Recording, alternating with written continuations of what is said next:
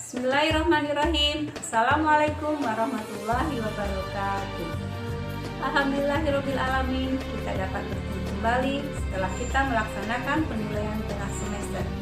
Semoga kalian selalu semangat mengikuti pembelajaran jarak jauh ini. Dan yang utama, kalian selalu sehat, selalu mematuhi protokol COVID. Jaga jarak, menggunakan masker, atau di rumah saja.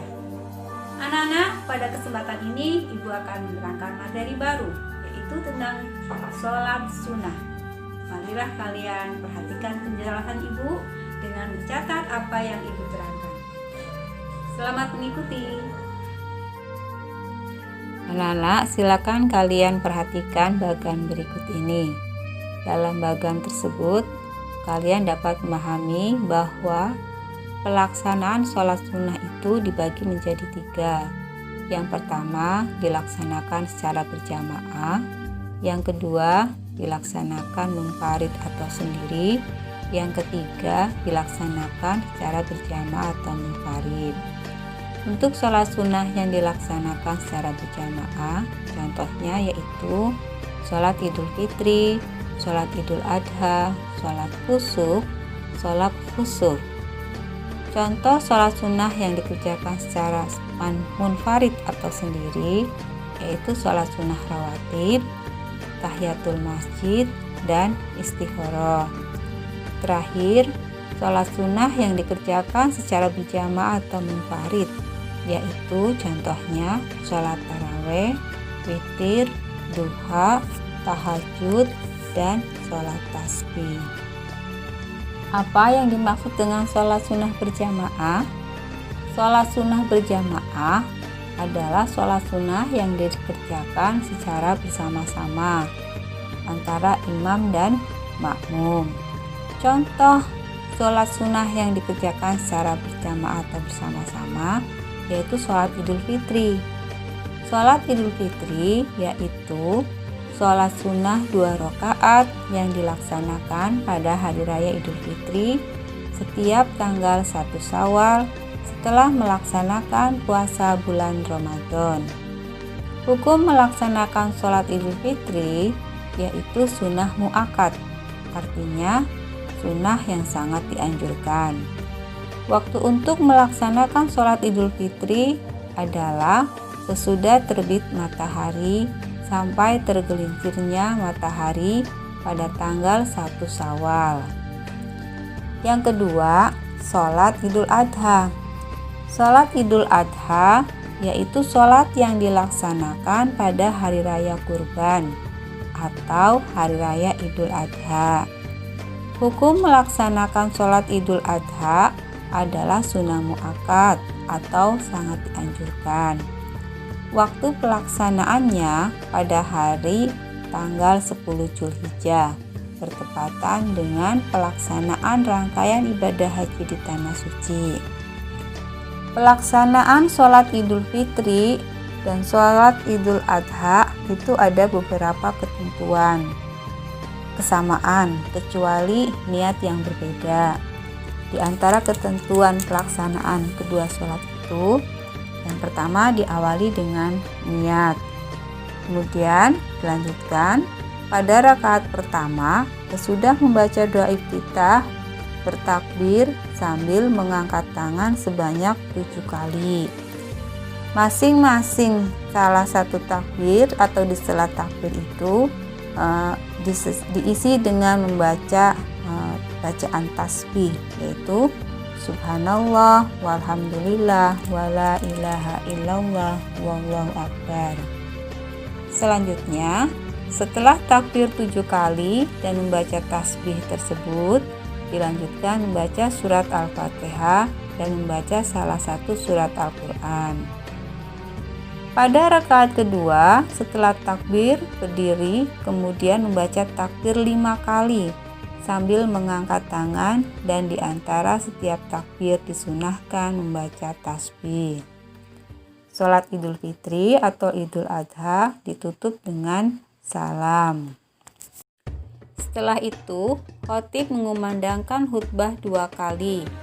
Khutbah yang pertama dibuka dengan takbir 9 kali. dan khutbah yang kedua dibuka dengan takbir 7 kali. Selanjutnya, sholat sunnah yang dilaksanakan secara berjamaah yaitu sholat kusuf atau sholat gerhana matahari. Hukum melaksanakan sholat ini adalah sunnah muakkad. Sholat selanjutnya yaitu sholat kusuf, yaitu sholat gerhana bulan. Pelaksanaan sholat kusuf dan sholat khusuf itu berbeda dengan sholat sunnah yang lain. Di antaranya, sholat kusuf dan khusuf terdiri dari 2 rakaat, tetapi ada 4 kali ruku. Kalian dapat menyimak tata cara atau urutannya pada keterangan ibu yang tertulis pada slide berikut ini. Sholat sunnah yang terakhir yang dilaksanakan secara berjamaah yaitu sholat istisqa. Sholat 2 rakaat yang dilaksanakan untuk memohon turunnya hujan. Hukum pelaksanaan sholat ini adalah sunnah muakkad. Pelaksanaan sholat sunnah istisqa sama seperti sholat sunnah lainnya. Setelah membaca surat Al-Fatihah, dilanjutkan membaca surat-surat yang panjang. Setelah salam, khatib membaca 2 khutbah. Pada khutbah yang pertama dimulai dengan membaca istighfar 9 kali dan yang kedua dimulai dengan membaca istighfar 7 kali. Kita lanjutkan pada sholat sunnah yang dikerjakan secara munfarid atau sendiri. Contoh sholat sunnah ini yaitu sholat sunnah rawatib. Sholat sunnah rawatib yaitu sholat sunnah yang dikerjakan mengiringi sholat fardu, baik sebelum atau sesudah sholat fardu. Sholat rawatib dilihat dari segi hukumnya, maka terbagi menjadi 2, rawatib muakkad dan rawatib ghair muakkad. Muakkad artinya sangat dianjurkan. Contoh sholat sunnah yang termasuk dalam muakkad yaitu 2 rakaat sebelum sholat zuhur, 2 rakaat sesudah sholat zuhur, 2 rakaat sesudah sholat maghrib, 2 rakaat sesudah sholat isya, dan 2 rakaat sebelum sholat subuh. Sedangkan contoh sholat sunnah yang termasuk dalam ghair muakkad yaitu 2 rakaat sebelum sholat zuhur, 2 rakaat sesudah sholat zuhur, 4 rakaat sesudah sholat asar, dan 2 rakaat sebelum sholat asar. Sholat rawatib jika dilihat dari segi pelaksanaannya yaitu ada yang disebut dengan rawatib qobliyah, artinya sebelum sholat fardu, atau rawatib ba'diyah, yaitu sholat sunnah yang dilaksanakan sesudah sholat fardu. Untuk sholat apa saja yang termasuk dalam qobliyah atau ba'diyah, kalian dapat melihat kembali keterangan ibu sebelum ini. Kita lanjutkan dengan sholat yang kedua yang dilaksanakan secara munfarid atau sendiri, yaitu sholat sunnah tahiyatul masjid. Artinya sholat sunnah 2 rakaat yang bertujuan untuk menghormati masjid, dikerjakan pada saat baru masuk masjid sebelum duduk. Dan yang ketiga yaitu sholat sunnah yang dikerjakan secara munfarid adalah sholat istikharah. Sholat 2 rakaat yang dikerjakan untuk meminta petunjuk Allah agar dimudahkan mengambil suatu keputusan di antara 2 pilihan yang meragukan. Sholat istikharah bisa dikerjakan kapan saja, siang maupun malam. Dan kita lanjutkan pada sholat sunnah yang dilaksanakan secara berjamaah atau boleh juga dilaksanakan secara munfarid. Contoh sholat-sholat tersebut yaitu yang pertama sholat tarawih. Sholat tarawih yaitu sholat sunnah yang dilaksanakan pada bulan Ramadan yang hukumnya sunnah muakkad. Jumlah rakaatnya boleh 8, boleh 20, dan atau 36 rakaat. Sholat selanjutnya yaitu sholat witir. Artinya sholat yang dilaksanakan dengan bilangan ganjil, yaitu 1 atau 3 atau 5, 7, 9 atau 11 rakaat.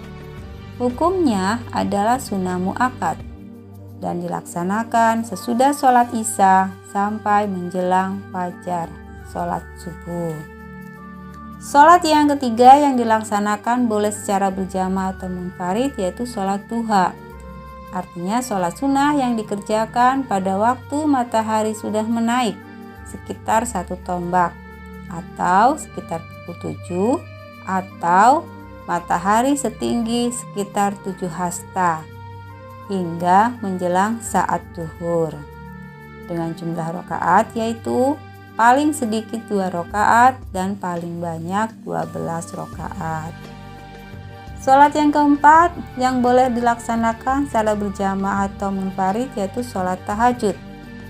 Sholat sunnah muakkadah yang dilaksanakan pada sebagian waktu di malam hari dan merupakan bagian dari qiyamul lail. Sedangkan sholat yang terakhir yang boleh dilaksanakan secara berjamaah atau munfarid yaitu sholat tasbih. Sholat sunnah yang dilaksanakan dengan memperbanyak membaca tasbih. Sholat tasbih ini merupakan sholat khusus dengan membaca tasbih sebanyak 300 kali di dalam sholat. Pembahasan yang terakhir pada materi ini yaitu hikmah melaksanakan sholat sunnah. Di antara hikmah tersebut, yang pertama, disediakan jalan keluar dari segala permasalahan dan persoalannya dan senantiasa akan diberikan rezeki yang cukup oleh Allah. Hikmah yang kedua yaitu menambah kesempurnaan sholat fardu. Hikmah ketiga, menghapuskan dosa, meningkatkan derajat keridhaan Allah, serta menumbuhkan kecintaan kepada Allah. Hikmah yang keempat yaitu sebagai ungkapan rasa syukur kita kepada Allah atas berbagai karunia besar yang sering kurang kita sadari. Yang kelima yaitu mendatangkan keberkahan pada rumah yang sering digunakan untuk sholat sunnah. Dan hikmah yang terakhir yaitu hidup menjadi rasa nyaman dan tentram. Demikian materi yang telah Ibu terangkan. Semoga kalian memahami apa yang Ibu jelaskan. Jangan lupa kalian mencatat, merangkum apa yang Ibu terangkan, memfoto, mengupload pada GCR masing-masing. Selamat mengerjakan tugas dari Ibu. Sekian. Wassalamualaikum warahmatullahi wabarakatuh.